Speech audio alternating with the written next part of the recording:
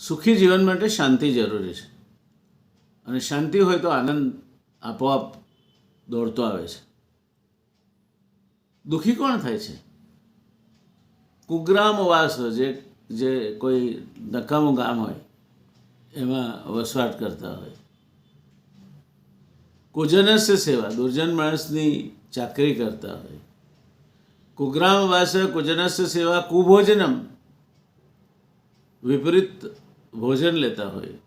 રાત્રે 1 વાગે ખાસી અડધી બ્રેક નાખીને ભાજી પાઉં બનાવડાવતા હોય.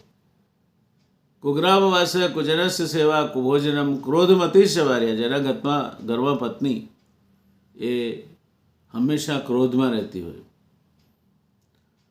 મૂર્ખસ્ય પુત્રો, યુવાન પુત્ર મૂર્ખ પાક્યો હોય અને યુવાન ઉંમરની કન્યા ઘરમાં વિધવા તરીકે બેઠી હોય. આ એવી વસ્તુઓ છે જે માણસને ચિતાના અગ્નિની માફક ધીરે ધીરે પણ ચોક્કસ બાળે છે. ખ્યાલમાં રાખો, બચો એનાથી. ધન્યવાદ.